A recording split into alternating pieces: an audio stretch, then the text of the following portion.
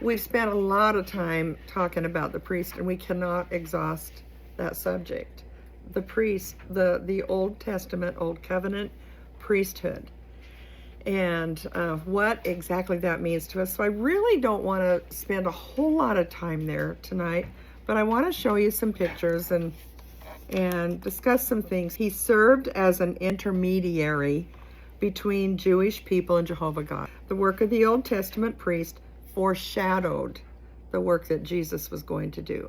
They were all looking forward to the Messiah, and they knew that the Messiah would come and whatever. They didn't know he was going to go to the cross and all of that, but they knew that this Messiah was going to take care of the sin problem. And so these priests were just doing their work, ahead in light of Christ. So now we look back to Christ where we are. These guys were looking forward to the Messiah. 2,000 years later, Jesus came on the scene. And this study this week is going to bring to light evidence that Jesus, the Son of God, is truly the better priest. It's the New Testament, but we could call it the better testament, couldn't we? And as we continue our study of the book of Hebrews, we find the author reminding his readers of the Old Testament priesthood and the improvements that Jesus, our high priest, brought the priestly office. So he's reminding them of where they came from and what they have now through Christ. And he's trying to wake them up because they're so easily falling back into those old Jewish rules, laws, rituals. And so let's look at Exodus 28:1. And she asks here, according to God's instructions, who did Moses appoint as priests for the wilderness tabernacle? And did you all write their names out? Yeah. Let's start with Aaron and then say the next one. Nadab, Abihu, Eleazar, Ithamar. All right. And I wanted to show you right here the family line. I like to see pictures. And so if you're new to the Old Testament and really haven't spent a whole lot of time there, you're probably wondering, well, who is this Aaron person? Where did he come from? And it's the priesthood was the Levi priesthood, and all the way through until 70 AD, the only ones that could be a priest in this tabernacle were people from Levi. It couldn't be just any old Jewish person. It's not like America where you just vote and you have a new president and he's not related to anybody. I mean, these priests had to come from that family. It starts with Abraham at the very top. You see that? Abraham had Isaac. Isaac had Jacob. And then you can see the little, right here. Where's my mouse?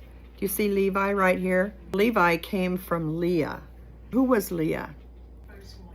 She was his first wife. Her father gave Leah to him.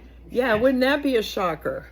Yeah. You're standing at the altar and you're getting married to who you think you love. You think that, and of course she had her face covered. And he said all the vows to what he thought was Rachel, but it was Leah. And he didn't love Leah. So that's a really... Remember, they didn't have electric lights. And they probably just carried a candle into the tent and blew it out as soon as they got in there. So he wouldn't know until he woke up in the morning. So Leah was the wife Jacob did not love, and tricked by his father-in-law to marrying her because she was the oldest sister. And didn't matter that, he loved Rachel. So then if you look over here, then this was Leah's servant, Zilpah, and this is Rachel's servant. So he had children with both of those servants.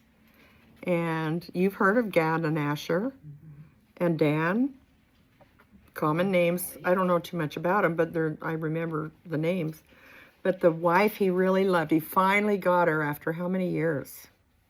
7? 14. 7. He had to work 7 years Thought he had it. Okay, good. It's been 7 years. Then what happened? He had to work really, really hard for Rachel. There is Joseph and Benjamin right there through Rachel. So there's Levi right here. So then down here, descendants of Jacob, there's Levi. And to this day, there are Levi's descendants out there. Last name of Khan, yeah. Levy.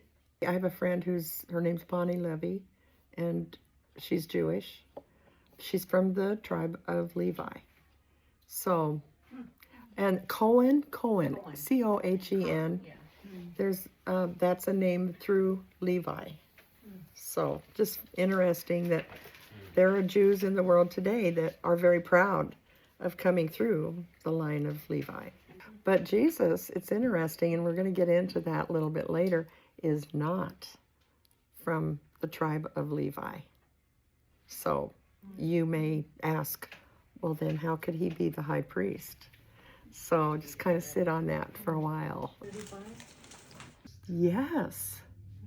This is how important it was for Jesus to come. And this is what the writer of Hebrews is trying to get them to understand. This was a privilege to be a priest and to go into that tabernacle, which is in your book. You can see the pictures. And it was so important. They could not go in. I don't care if he got hurt. I don't care if he died. They couldn't go in, Linda. So I don't remember where I heard it. I heard it when I was young. That the high priest, they would tie a rope around his ankle. You're taking my lesson away. My footnote says that too. Yes. No, go. I'd rather have you say it. Yeah, but everybody needs to know that. Crazy. But they've tied a rope around his ankle so that when he goes in, and if they quit hearing the bells and they don't hear any noise coming out, and it's been a long time, they pull him out because he may have been killed for doing something wrong inside the Because the other end of the rope was in the tabernacle. Yes, so that was out where they could reach it. But if they didn't hear those bells, then they had to pull him out with, and that's not in the Bible, but it's in all of the Jewish history books. This man was really, really important. Exactly. And it has to be through Levi's line. Kind of like when the Pope dies, what do? They find another Pope. The Pope can come from anywhere. It's not through, family line. What happened when Jesus died on the cross? That curtain was about a foot or two wide. It wasn't like a little curtain. And when Jesus died, the Bible says that the veil in the temple ripped, but it didn't rip from the bottom up. So it's not like it didn't rip down here like somebody took one side and somebody took the other and it went and it ripped up. Where did the rip start? It started at the top. Who did that? God. He broke that veil. This is the veil where if the priest went in, it was so holy and so sacred. He better have a rope around his leg because if something happens to him in there, we cannot go in. If we went in, we'd be struck dead too. I mean, it was absolutely critical that it be the priest and no one else. And to me, that just brings me joy that curtain, it was a sign from God at the moment of Jesus' death when he said, "Into thy hands I commit my spirit." That curtain ripped. And people knew what that meant. These are Jewish people standing around and saw that. Rumbled too. Yes. And we're kind of but along with that, we're getting off track. But what else happened that was kind of freaky? Earthquake. There was an earthquake. And what happened after the earthquake? 500. It says the graves opened. And dead people, got up and walked around. Yeah. Do you know that? They were walking around. Let's read and find out. Yeah. I don't think it says, but So how long long did they walk around? Until they started Oh, hearing. I you're wanna so know cute. how I missed So when it. did they die? I don't After they know. walked around? I didn't know we were going to go there, or I would have It's been okay. Now prepared. you really started It's something. okay. Michelle. Yeah, I did. Yeah, it does say that. Yes, good. I'm Oh, glad. I'm glad That's I'm why I had to not take you the there only one. because everybody was looking I'm at me. like, Verse 50 says, "And Jesus cried out again with a loud voice and yielded up his spirit." So that was the moment Jesus died. Then behold, the veil of the temple was torn in two from top to bottom, and the earth quaked, and the rocks were split, and the graves were opened, and many bodies of the saints who had fallen asleep, meaning had died, were raised. And coming out of the graves after his resurrection, they went into the holy city and appeared to many. Sorry, Lana, that's all the information they give You us. should have let us know a little more than that. They're a picture for us, I believe, of the rapture. how You know, right, this has right. already happened. It's been documented. Nobody refuted it and said, no, that didn't happen. I was there. I didn't see that. Nobody, because they all saw it. And there's no footnote on it either. Of course. But there is a footnote on the veil. Okay, what does that It say? says, the curtain that separated the holy place from the most holy place, the tearing of the curtain signified Christ making it possible for believers to go directly into God's presence. Yeah, I love that. I love that so much. And then what did you get from Leviticus 4, 1 and 2? I like this one because that one little word is so important. When? It's the word when, not what. Not if. When anyone sins unintentionally, do you guys ever sin unintentionally? Yeah. We probably do every day, don't we? Every day. Yeah. But if that happened, the entire 4th chapter of Leviticus details the required sin offerings for unintentional sin. In the Israelite community, verse 3 tells us that this sin offering was also applicable to the priests. So they also were sinners, which is different because Jesus is our high priest who has never sinned. Knowing this offering was for unintentional sin, do you think it would have been a one-time offering or why not? One time or many? Many, Every multiple. time. When you sin unintentionally. So no one can say, well, I don't sin at all. There are actually people that, That's why do we say that. have the Old Testament. Offer one in the morning Mm-hmm. and the other at twilight. Okay. Every single day. And every priest stands ministering daily and offering repeatedly the same sacrifices, which can never take away sins. It says it right there. Those sacrifices never were intended to take away sin. They were always looking forward to the Messiah that they knew was going to come right after Adam and Eve sinned. That prophecy was given that a Messiah would come. Satan would bruise his heel, the Bible said, that he would bruise Satan's head. And so because of that, that was a prophecy of Christ. They were looking forward to that.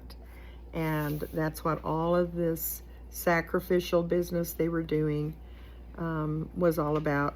Someone read Hebrews 10 through 14, please. Those who are being made holy. Thank you. And I believe what Leah wants us to take away from that is that Jesus sat down. That means the work was finished. You sit down when you're done. But the priests never sat down. They stood. Did you guys catch that? That's the difference. Another big difference between Jesus and the priests. The fact that the Old Testament priest never sat in the tabernacle tells us that his work was never finished. Contrast that with the better priest who sat down at the right hand of God once his work was finished. That's huge, people, she says. Huge. It was finished, and Jesus said that. He said, it is finished. His work was finished. Their work was never finished. Our priest is better. He's a better priest, a better high priest. It was done.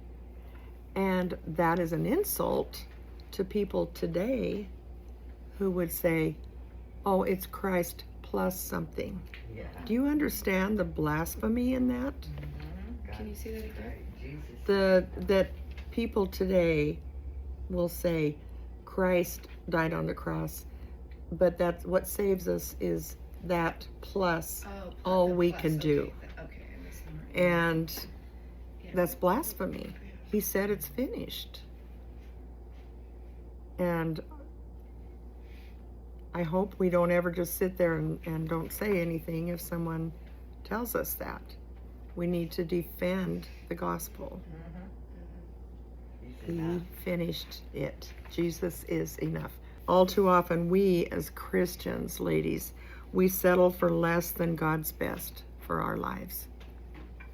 Don't we?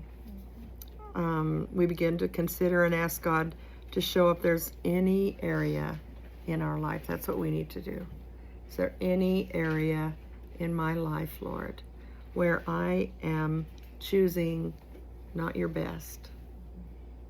And He will show you where you stand in need of God's better solution. Maybe it's in your thought life.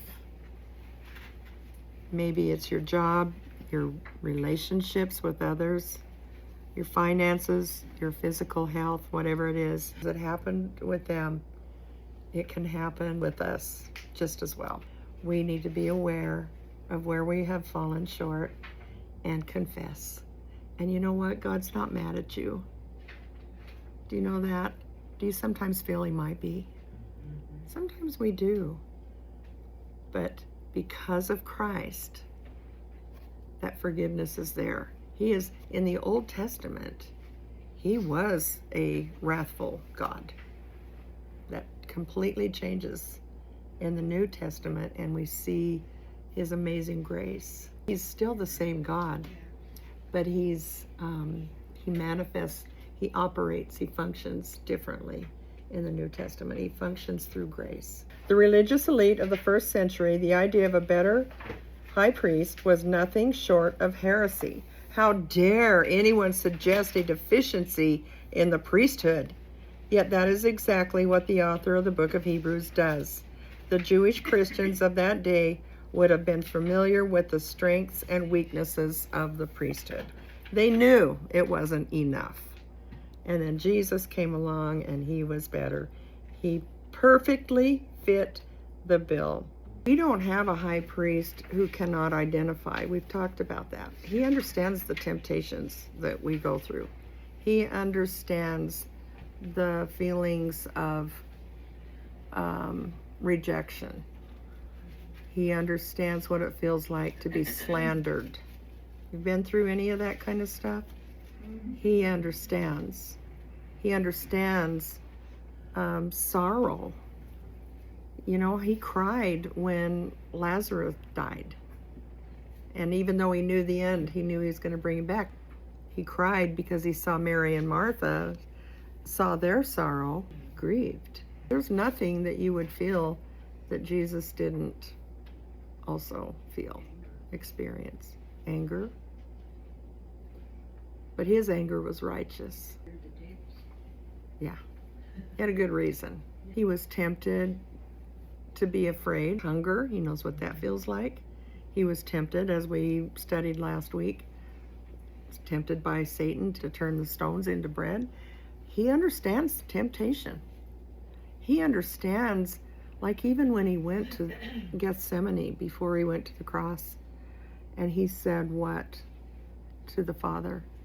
If there can be any other way, He knew what was ahead of Him, and if there can be any other way, please, Lord, let it happen. And the pain. Oh, He experienced physical pain like nobody. Yeah. So, what you read here, Lana, is we do not have a high priest who cannot sympathize with our weaknesses, but was in all points. He Himself was tempted, as we are, yet He did not sin. If He had sinned, He would not be the perfect lamb. who could take our sin. Let us therefore come boldly. He doesn't want us to tiptoe to his throne room. And that's when we pray. When we pray, we're entering into his throne room. He wants us to come boldly that we may obtain what? Mercy. And what else? Grace. Do you know that mercy is not getting what you do deserve?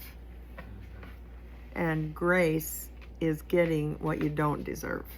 Mercy and grace to help us in time of need. So you think God's not there when you call on him? He's quiet, you don't hear him. He's there. He's there extending grace and mercy to his child. I was thinking about Esther when Mordecai told her that she needed to go to the king, Yes. and how she was afraid to go out there because he would kill her if he didn't Extend his that- scepter. the scepter. And I thought, we don't have to be that afraid No. to go before our king. Right. No. And she was terrified because she could have been killed for approaching him without him bidding her to come. She was a Jewish queen. She became queen. Long story how she did it, but God had her there for such a time as this to protect the Jewish people. And she went to the king without being asked. She was his wife. He has a scepter. And if you walked in uninvited, he'd just say, "Off with her head. I didn't invite her." She knew that.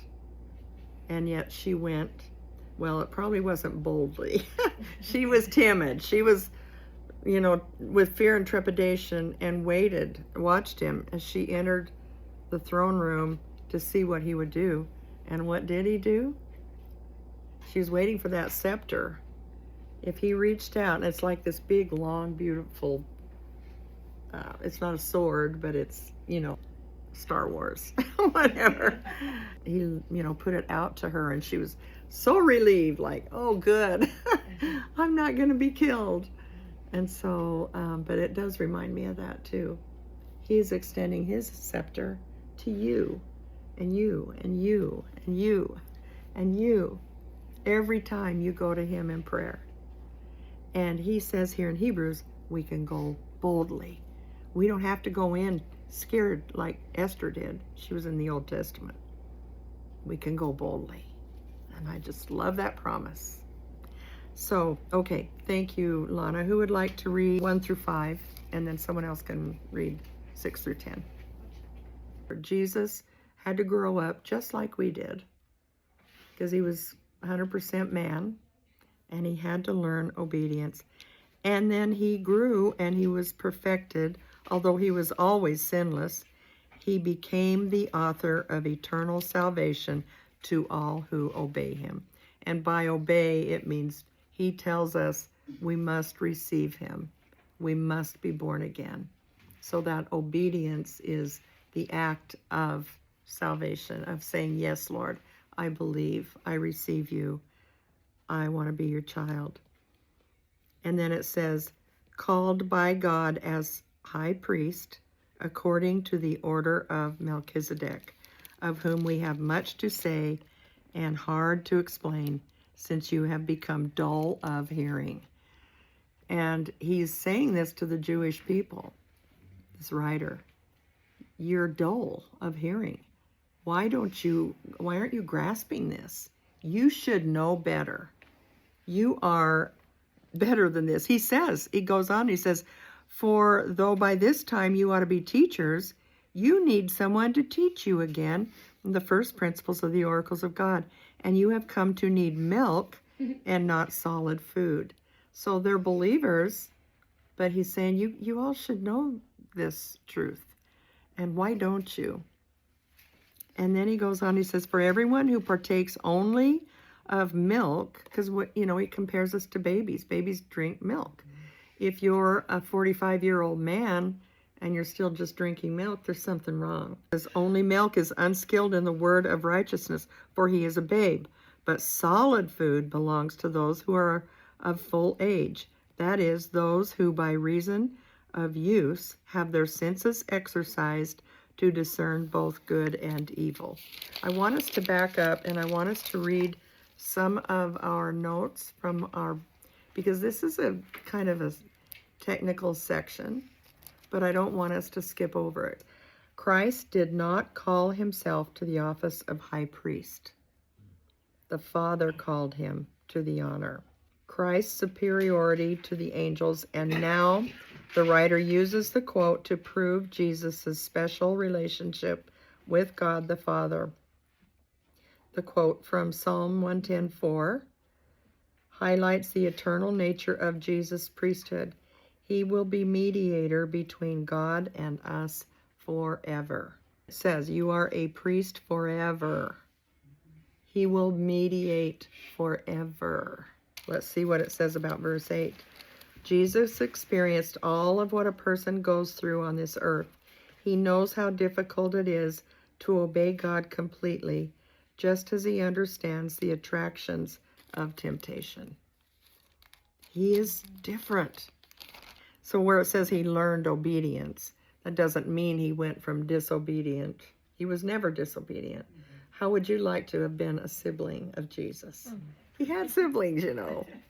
Wouldn't that have He's been the hard? oldest one. Yeah, Fair. I know. Oh, big brother, I know. He's perfect. He's preferred. Literally. He was perfect. How would that have been to grow up with him? When he said you're dull of hearing, and this writer of Hebrews is kind of chewing them out, they had grown even more lazy in the faith. So they were saved all right, but they were like, yeah, I'm saved. It's like we are today sometimes. Oh, I got my ticket to heaven. I'm okay. Instead of really finding out what the book says and growing. That's where we grow. That's how we move from milk to meat, is through this book. They had grown lazy. They were still drinking milk. And so this writer is frustrated. He's so explaining the truth to you would be difficult. You guys are not, you're dull of hearing, sluggish in our walk with him. Yeah, we can get that way, you know. That's our natural bent, ladies, is to be sluggish. We are. We're just, and he talks later, we're going to come across this about drifting. If we're not moving forward, we're not just sitting there. We're drifting with the current. It's going to take us right back. We're growing, learning, you know, we're eating our meat, and then we kind of get, I don't know, distracted from the things of the world. You know, it happens to all of us. And then we miss our time with him. We don't get with him. And then the next day, maybe something else happens. And it's just, we're not doing anything bad. We're just busy. We start to drift and we move backwards. And that's a very, very sad place. And I've been there more than once. And I know when it happens. Don't you know? Don't you feel it? You can tell when you've moved away. But you were being genuine, and he knew anyway, so you might as well fess up. When I caught my own body language. Yeah, right. Did you see it? That's so good. You've heard the saying, 7 days without prayer makes 1 week. WEAK. 7 days without Bible reading Literally. makes you weak, doesn't it? Yeah. And it does literally. 1 week, WEEK. So let's look at verse 14 then. But solid food belongs to those who are full of age, that is, those who by reason of use have their senses exercised to discern both good and evil. Don't you want to be able to discern good and evil? And the only way we really can sometimes is, because it can be blurred, is if we know what this book says. And you're not going to know all of it all at once. We're still learning, all of us. But you've had enough exposure that you know his principles, and you know when you start moving beyond that. Full age describes the spiritually mature. Reason of use means practice or habit. Those who make a habit of obeying the message of righteousness mature in the faith and are able to distinguish good and evil. So it needs to be habitual. And if it's not, take it to the Lord. Lord, I want to do what's right, and I want it to be habitual. I don't have to always want to work at it. I want your goodness to just flow from me. I don't want to slip up. I don't want to get sassy with the person that's cranky with me. You know what I'm saying? Help me to respond differently. And you know, we're in a world today where we have a lot of opportunities to do that. It used to be that we as Americans could disagree with each other and still like each other. It was called civil discourse. But now we have so many opportunities in a day to snap at somebody who maybe doesn't see things the way we do. And it can happen with people out there in the world. It can happen on social media. It can happen with someone in your own family. You know, these are the kinds of things that he wants us to have habitually, not be so quick to anger, to not be so mouthy or sassy or, you know, causing strife, all the things that we find. You ever find yourself in those messes where it's like, I did not want to act this way.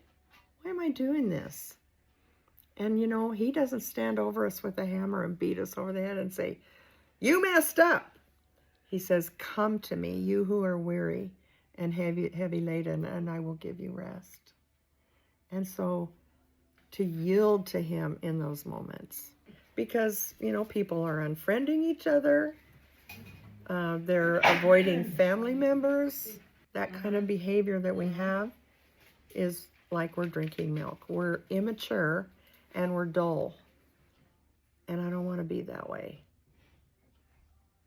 I don't want to be so touchy and sensitive. And if someone has something contrary to what I believe, you know, how do you guys handle that? Lord, shut my mouth. You do a lot. I usually won't comment like on political issues, even though it is like a burr under the saddle. Mm-hmm. But then in my own mind, I say, okay, these are the things that we enjoy. We enjoy going to plays together. We enjoy beating. We enjoy, and so I turn and think about all the things that are truly doesn't care about this person. That's really good to be able to do that, because none of us, not one of us, is 100% bad or 100% good. We all have good qualities and bad qualities, and so do they. Yeah. We're all human. And it's being shamed. That also is something that we need to get over. As mature believers, as we grow in Christ, we're not going to live in shame. Someone very, very close to me just grieved the fact that she had had an abortion and was beating herself up, and she become a Christian, and she couldn't get over it. And that is not God's will for any of us, whether it was an abortion. There's so many things that can go wrong in a person's life without Christ. And I hope no one sitting here tonight is sitting there beating yourself up like, I can't be forgiven. This friend of mine finally came to the point where she could say, you know, I did it. It was wrong. I didn't know it was wrong at the time, but it's what I did. And she said, I'm going to do something with this. And so what she did, you know, one of the things she did, Sandra, was she spoke at Embrace Grace. Do you all know what Embrace Grace is? It's a ministry that's to young women who, well, Sandra, you could do a better job. Sandra's on the board. You could explain it. But anyway, she ended up, you know who I'm talking about. She ended up going and doing something with this thing that she was carrying so heavily. It's like, I'm going to make something good out of this. And now she goes and she speaks to these young mothers. And she's told me, you can tell anybody. She's open about it. She used to be very closed and don't tell anybody, but now she's using it. So, Sandra, this might be a good segue into, we've got 3 minutes. Every year, for those of you who haven't been coming, we take on a group to bless in some way. And we wanted to bless Wanda and Jerry Walton, but he said no. He says, I want you to bless someone else. And he has a real heart for young mothers who are caught in a position that they just don't know what to do and don't have a way out. And I asked him about Embrace Grace, and he said that would be wonderful. And so what can we do to show grace and mercy and God's love to these women?